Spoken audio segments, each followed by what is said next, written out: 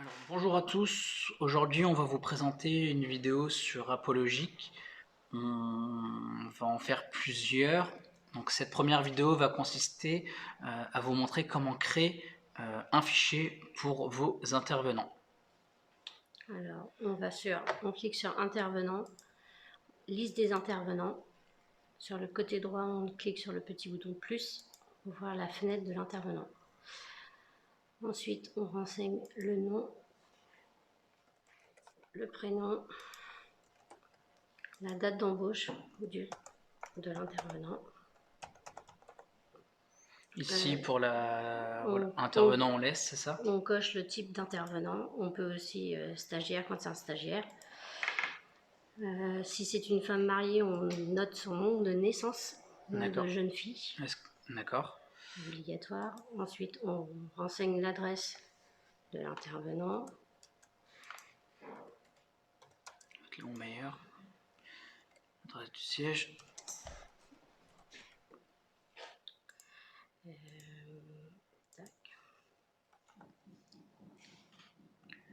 Ensuite, donc le code postal, la ville. C'est ça. Donc on peut rechercher directement. Voilà, via la liste déroulante. D'accord.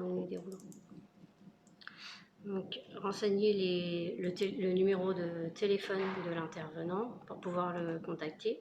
D'accord. Donc ça, c'est obligatoire. C'est obligatoire. D'accord. Renseigner son adresse mail pour pouvoir lui envoyer son planning par mail.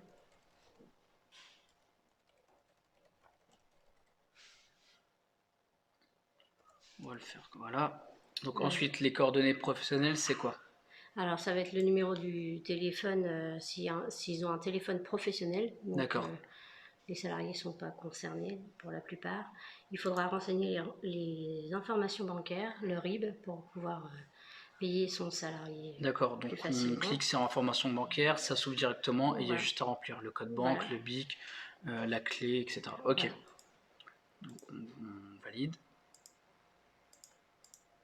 Donc, alors, dans utilisateur, on inscrit le nom de la personne qui crée la fiche. D'accord. Donc ici, pour les, comme on est sur le compte de l'agence du Havre, donc choisit d'accord. La personne.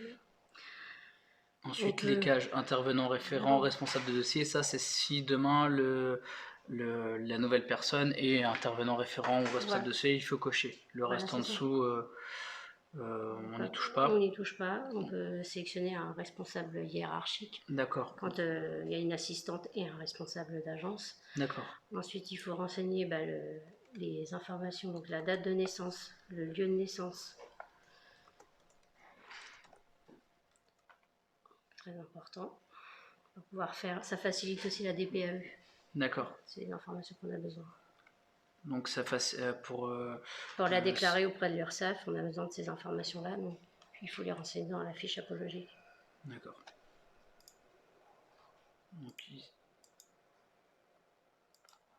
Donc toujours on met le code postal, on met le département, enfin le code postal, et après il y a la liste. Une liste déroulante. Voilà, si on veut se faciliter la vie.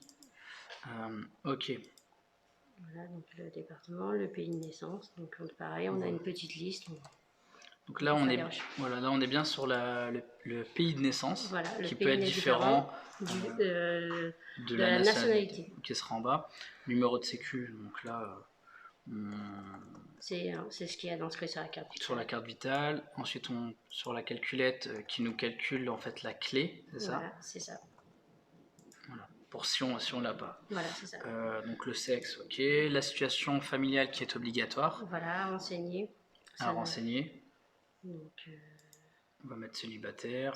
Et le numéro d'immatriculation salarié, qu'est-ce que c'est? Donc ça correspondra au numéro de dossier qui sera distribué une fois que la fiche sera complètement remplie.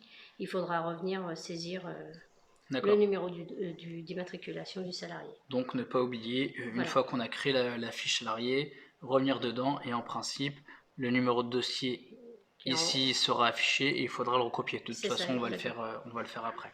Voilà. Donc après, mettre si la salariée utilise un véhicule, si elle est piéton, si elle prend son vélo ou si elle sera en transport en commun pour D'accord. aller effectuer ses prestations.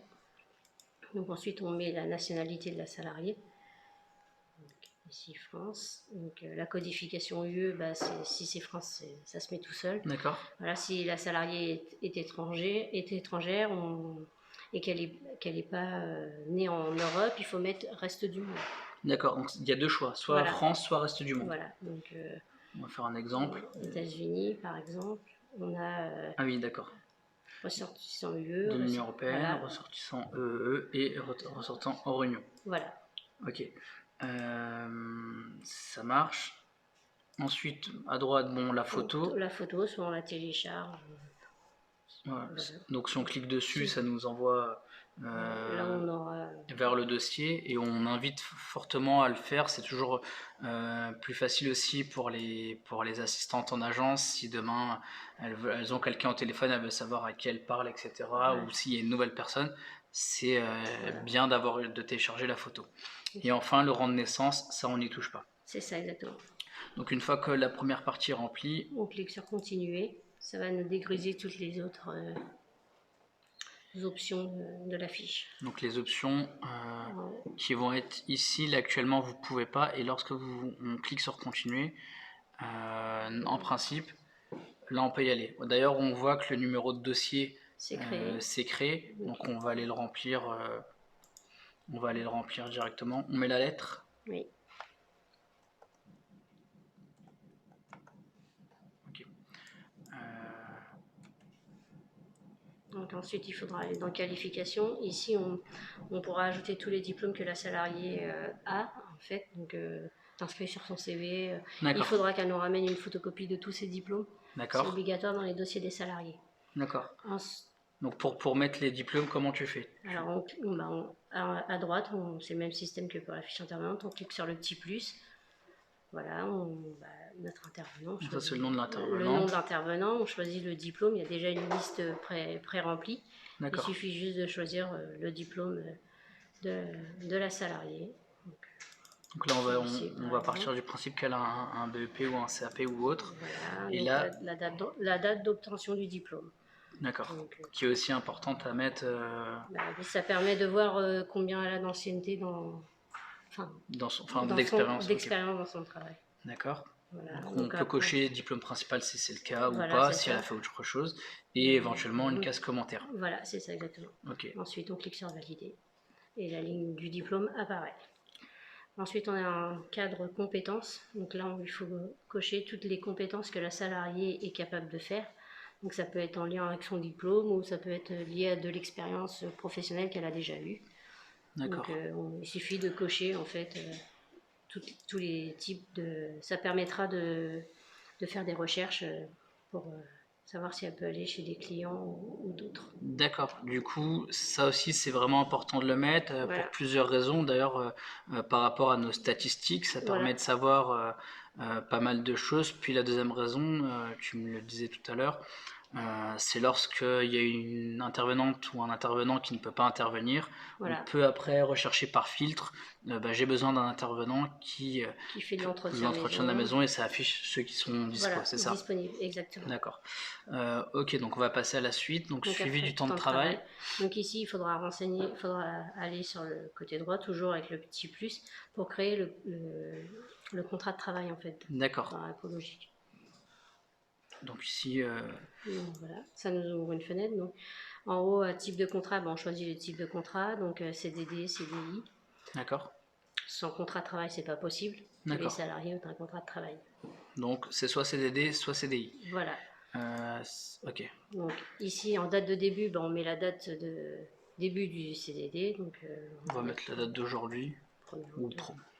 1er octobre 2019, voilà. Ok. En libellé, alors quand c'est un CDD, il faut mettre le type de CDD. Si c'est un CDD d'accroissement, un CDD de remplacement. D'accord. La différence entre les deux, remplacement, j'imagine, c'est pour lorsqu'on remplace quelqu'un et qu'on n'est pas amené à rester, et accroissement, c'est... accroissement, c'est quand on a un pic dans l'activité en fait et qu'on a besoin de d'avoir du personnel temporairement, en fait, on fait un CDD de remplacement. Les D'accord. cotisations sociales ne sont pas les mêmes. D'accord. Et pour les contrats à durée indéterminée, en libellé, qu'est-ce qu'on peut mettre? Et ben on met rien, il n'y a rien à mettre de D'accord. spécifique, c'est un contrat D'accord. Heure d'embauche? heure d'embauche, donc c'est à l'heure où la salariée va faire sa première prestation. D'accord. Donc on peut mettre 9 heures. Voilà, donc quand c'est un CDD, il faut mettre la date de fin de contrat. Donc D'accord. là, on imagine que, par exemple, elle finira en fin d'année. Il y a forcément une période d'essai. Mhm. Donc, en principe, on considère que pour les CDD, c'est 1 jour par semaine de contrat, en fait.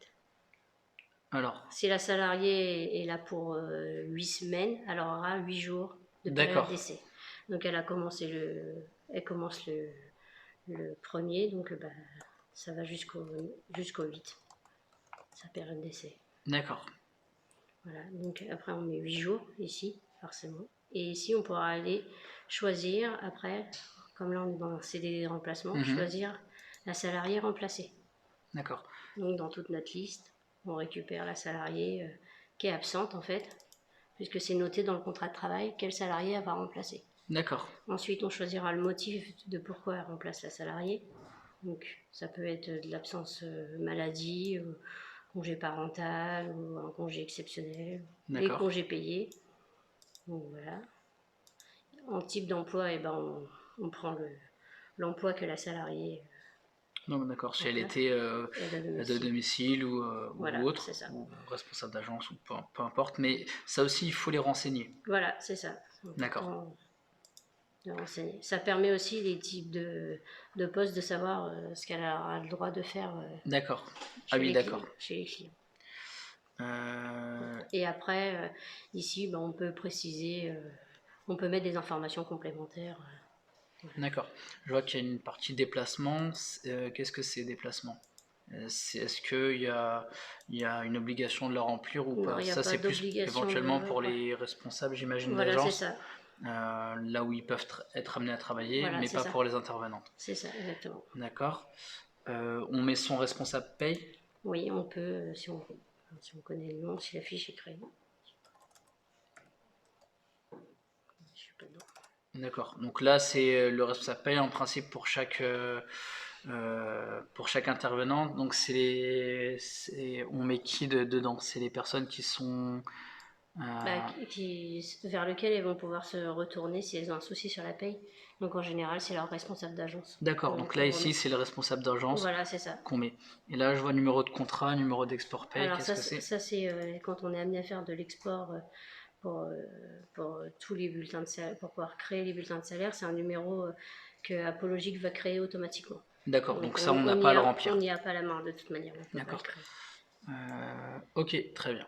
Donc après, il faut aller en bas sur continuer, pouvoir aller à l'onglet suivant.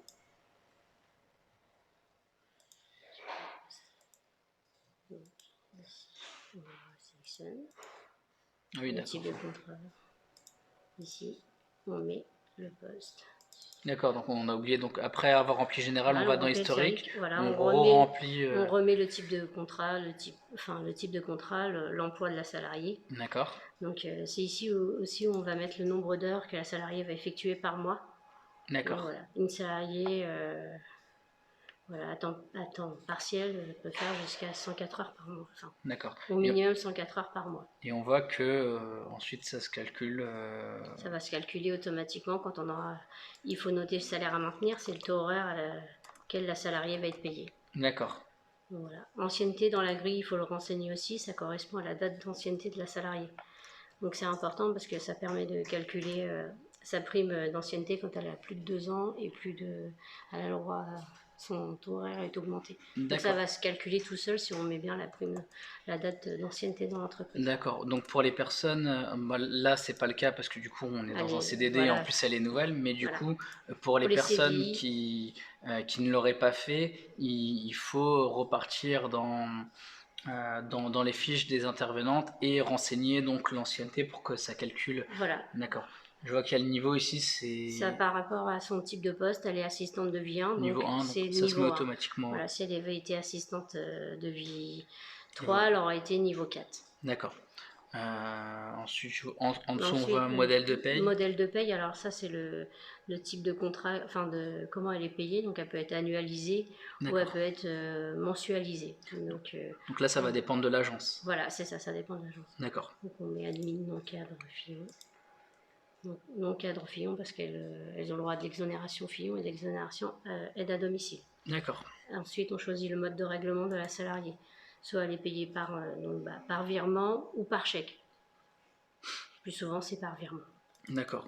Après, chaque Agence, personne peut, voilà. peut renseigner comme elle veut. Une salariée peut demander à être payée par chèque. D'accord. Donc, Voilà.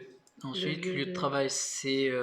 Ça va On être met l'adresse de l'agence. l'adresse de l'agence. On va mettre là 8 Place Lyon Meilleur, donc notre adresse ici au siège de vocation. Pareil, on recherche la ville. Ok. Donc, ensuite, on fait continuer. D'accord. S'il veut bien avancer.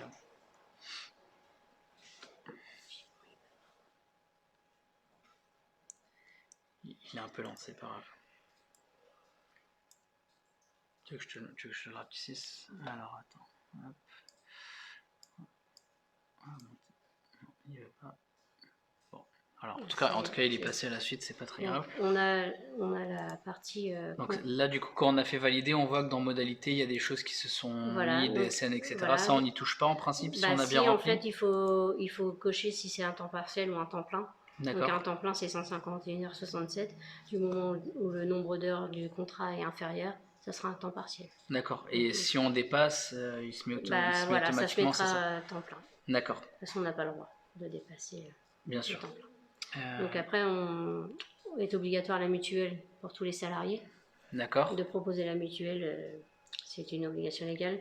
Donc du coup, si la salariée bénéficie de la CMU ou si elle a déjà une mutuelle avec son conjoint, donc on clique ne pas appliquer la mutuelle sur ce contrat. Donc il faut lui demander si elle veut qu'on applique ou pas. D'accord. Donc ici, quantité de travail, il nous va reporter automatiquement les ce qu'on avait rentré au-dessus. D'accord, donc en principe c'est bon, on ne touche pas. Ensuite, on a une partie de déclaration. Donc ici, en motif d'entrée, c'est toujours une embauche. Donc du coup, on clique sur embauche. Ça ne changera pas. Ça ne changera pas. Ensuite, il y a le motif de sortie quand la salariée va nous quitter. Là, on choisit le motif de sortie. Donc là, on considère que c'est un CDD, donc ce sera une fin de CDD. D'accord. Donc voilà, il faut le renseigner encore en dessous. Ici. Et il y a une autre fois où on doit le renseigner dans l'historique, donc complément. C'est ici aussi, il faut le renseigner, le motif de sortie. D'accord. Le motif de sortie, on le met 4 fois en tout. D'accord. Alors, est-ce qu'on le met dès le début ou est-ce qu'il faut le mettre dès le début, ça? Non, il ne faut pas le mettre dès le début, il faut le mettre au moment de la sortie de la salariée. D'accord, ok. Parce qu'une salariée qui est en CDD pour remplacement, si la salariée ne revient jamais, on peut considérer qu'elle passera en CDI après. Donc du coup, on n'aura pas... D'accord. Elle ne sortira pas de nos effectifs pour le moment. D'accord, donc en principe, après ça, on verra si on refait peut-être une nouvelle vidéo pour une sortie, mais voilà, on vous le montre quand même. Ici, vous avez la possibilité de voir, demain, quand on fera une sortie, il faudra venir remplir ces cases-là de sortie. D'accord, donc dans déclaration, on avait tout vu. Voilà, dans déclaration. Alors ici, qu'est-ce que c'est? Service santé des entreprises, donc on met de l'entreprise ou de l'établissement, ça va être la médecine du travail en fait. D'accord, on met toujours ça. Oui. D'accord. Le code SST, c'est quoi? Ça va être un code, ça va être le numéro de client chez la médecine du travail. D'accord, donc ça c'est des choses qu'on remplit au fur et à mesure, c'est pas dès le début. Non, voilà. D'accord, bon. Dès qu'on l'a, en tout cas il faut le mettre. Et là j'imagine réaliser c'est l'entretien pour la médecine du travail. C'est ça, exactement. D'accord. Donc ensuite, on peut valider. Là, on aura fait le tour dans le contrat. D'accord. Donc après, on valide. Il va nous créer une ligne de contrat. D'accord. Voilà. En bas du contrat, il y a une case absence. C'est là où on renseignera toutes les absences que la salariée pourra avoir. Donc congé payé, maladie, voilà. Il D'accord. suffira de cliquer sur le petit plus, renseigner la date de début de Du congé. l'absence, la date de fin, l'heure, voilà. Et choisir le type d'absence. D'accord. Donc, je sais pas, il y en a plein, voilà. Et mettre un nombre d'heures. D'accord. Ça, il faut le calculer nous-mêmes. Voilà, c'est ça. D'accord. Calculer nous-mêmes. D'accord. On le valide et Et on valide. Et ensuite, il nous met, voilà, ça permettra de reporter l'absence sur le planning. D'accord. Éventuel. Ensuite, on va passer à la suivante. Donc, divers. Alors, qu'est-ce qu'il y a dans divers? Dans divers, donc il faut noter si la salarié a une carte de séjour pour les salariés étrangers. D'accord. Voilà, la carte d'identité, le numéro de la carte d'identité. On peut renoter l'information. Donc, ça, La date d'expiration.